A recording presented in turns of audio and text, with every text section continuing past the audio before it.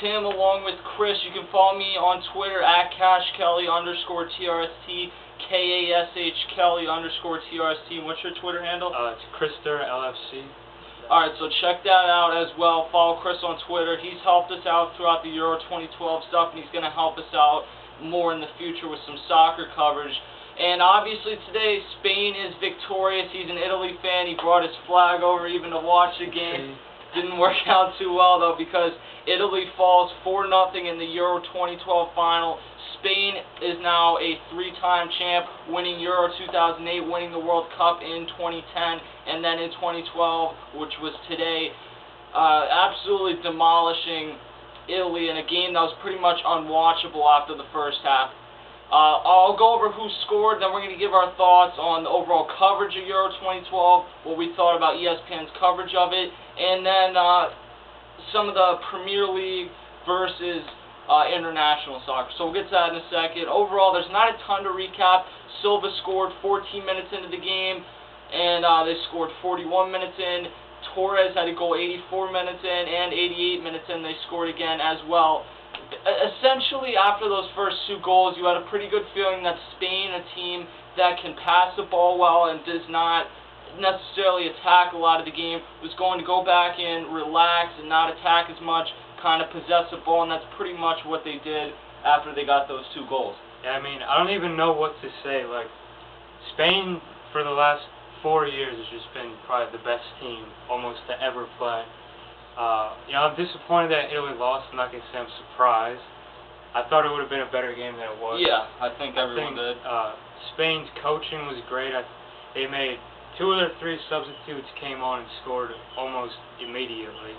I think Spain probably right now is one of the best teams to ever play. Yeah, and that's certainly something they talked about as being that's kind of been one of the hot topics. Bosley and the whole crew, which we'll get to them in a second, talking about, is this the best team to ever play?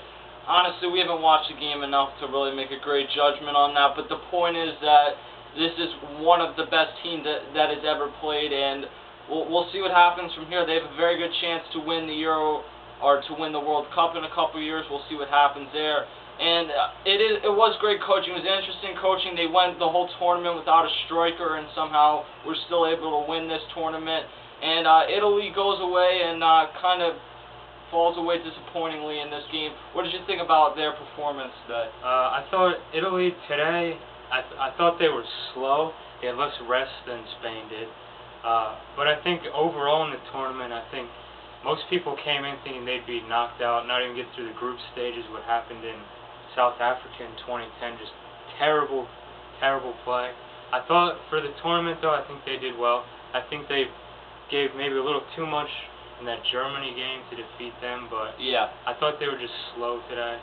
They did look slower in this game than they did against Germany the other day. And Spain, early on, Spain came out, they were just finding every hole, making great passes, giving good through balls, and ultimately that gave them a 2-0 lead relatively early in this game, about 40 minutes into the game, just short of halftime. They're already up 2-0, and you had a very good feeling that they were going to be able to hold on and win this game. So congratulations to everyone watching this video from Spain, or if you have Spanish background, whatever the case is, congratulations to you. And if you're Italian like Chris, you'll be back in a couple years, no doubt. As far as the Euro 2012, what did you think about the whole tournament?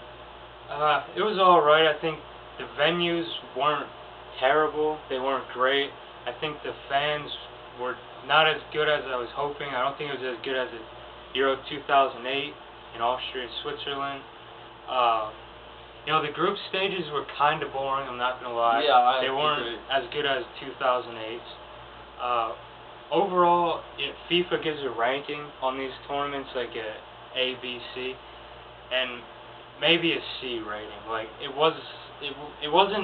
I was hyped up in late May, early June to like, let's go, let's watch this, and then it kind of let me down. Yeah. And we were talking about doing this coverage for a couple months, and it was a little bit disappointing. It wasn't a terrible tournament, but I think it fell short of a lot of people's overall expectations. As far as what ESPN did, they had Bobley and then a few other guys. What did you think about the studio coverage that they had during this tournament? Because I thought it was a little boring, to be honest with you. I thought the halftime and pregame, Bob Lee and the crew, they're all right. Personally, I don't like Americans in there. We all know that.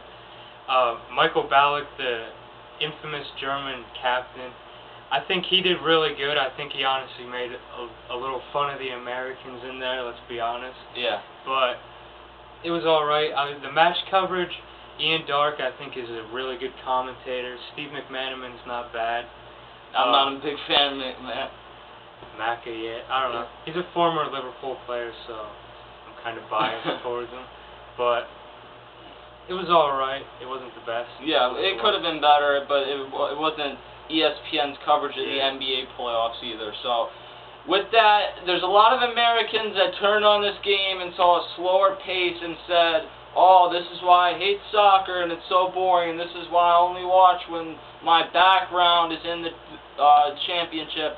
Honestly, during this game, if you have Fox Soccer Channel, we were watching, who was it, Newcastle and Manchester United? January. Yeah, it was like a playback game. We were flipping back and forth during the second half. It was a much quicker pace, and that's why we personally like the Premier League better. So I think that everyone needs to kind of sit down and watch the Premier League, give that a chance. Obviously, soccer, like baseball, which is one of the other sports we cover here, it's a sport that you have to be patient with. It's not the NFL or the NBA where you're going to get constant scoring, or even the NHL where you're getting more constant action. You got to be a little bit more patient to watch a sport. But if you play the sport and love the sport like I do, then it's worth it when you see guys score goals. And I think that the Premier League, certainly, if you didn't enjoy this as much as you expected, but you like the game of soccer, I would encourage anyone to watch a Premier League. Yeah, Premier League starts in August, if anyone wants to know. But it's, like, I don't know, you haven't watched too many games. I've watched some of it. He's watched some, but honestly, going from Fox back to ESPN and just showing him the pace that the Premier League is, it's the fastest sport, or fastest league in the world, and it's just, the quality of play is so much better than international. International, honestly, it's not great, but you watch a Premier League game, constant pace, constant action, the contact is actually more real. People aren't flopping all over the place. Yeah, international, there's a lot more flopping, and that's something I noticed throughout this tournament. International, honestly, the fouls are just ridiculous. Premier League it's on a whole nother level than international. Like, if you want to watch that, watch it, because it's so much better. I wouldn't say there's more scoring. Most of the games are like 2-1, 3-1, but it's more action throughout. There's a lot more scoring opportunities in the Premier League. It's not Spain where they're going to pass the ball around for 75 minutes of the game. It's more end-to-end. Like, the constant pace, like, one team will attack one end, and then 2 seconds later, the other team's attacking the other end. And then once you get, like, into the actual clubs themselves, you have the history, which the history of some of these clubs goes back 170 years, and it's just, once you get into it, it's totally different. It really is a lot more interesting. I'm going to start watching a little bit more. Maybe we'll cover it a little bit more here on the Real Sports Talk Network.